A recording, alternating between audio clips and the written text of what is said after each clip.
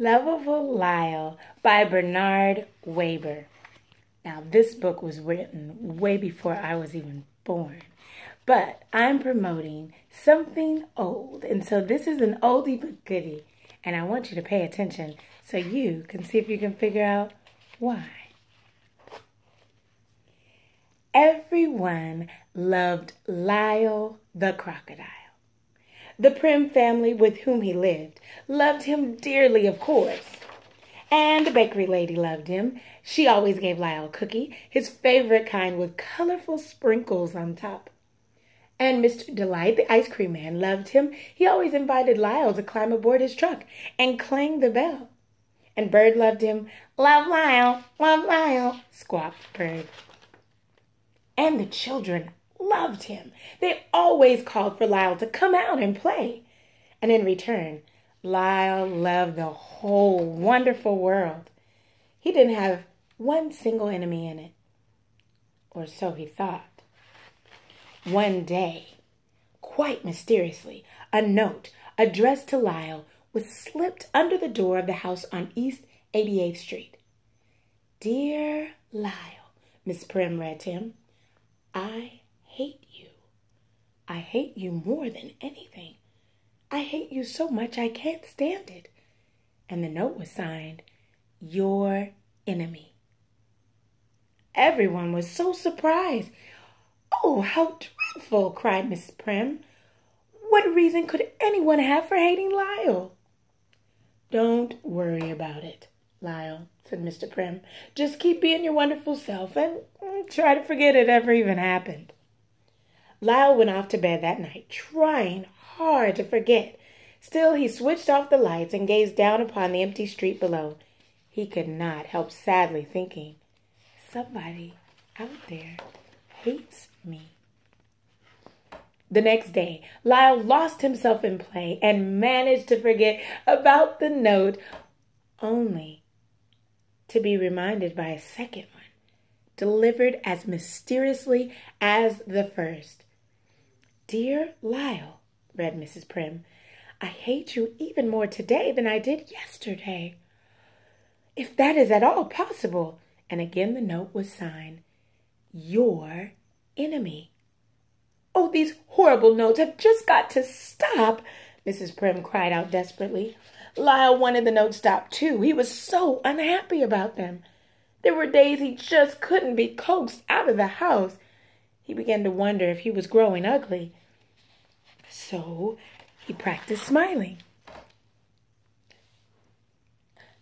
And at other times, he was outdoors, being his friendliest to everyone, hoping somewhere, somehow, his enemy would see that this nice crocodile, that's who he really was. So he smiled big, big smiles, and he waved real big, big waves, greeting one and all as warmly and as joyously as he knew how. He performed all of his surefire tricks to amuse people and practiced new ones at home each night. Oh, he was kind, helpful, courteous. He held doors open for people loaded down with heavy packages. He offered a seat on crowded buses. He shared his umbrella.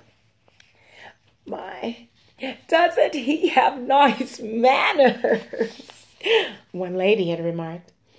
I've never seen anything like it, answered another.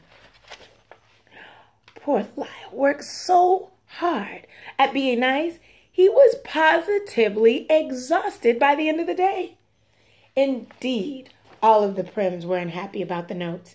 Each time they heard someone approaching outside, Joshua or Mr. Prim, sometimes the entire family would rush for the door in hopes of catching the note writer in the act. They even took turns watching from the window. One afternoon, Mrs. Prim, Joshua, and Lyle came across the words, Down with crocodiles, brazenly scrawled upon the fence near home. Mrs. Prim tried hopelessly to erase the nasty words with a tissue. Oh, well, "Lyle," she said, as they made their way home, "it seems no matter how much we may think we want to, it isn't always possible to please everyone or be liked by everyone." As they approached their house, they noticed the small figure of Clover Sue Hipple, the new girl in Joshua's class. By the time they reached the door, Clover was gone. But resting under the door was still another note. "I just don't know if I could bring myself to read it," sighed Miss Prim, but she forced herself just the same. "Dear Lyle, I wish you would go away and never come back, ever, ever, ever again." And once more it was signed, "Your enemy." Sadly, Mrs. Prim crumbled up the note in her hand. Oh! Oddly, during the next several days, Mrs. Prim and Lyle found themselves running into Clover Sue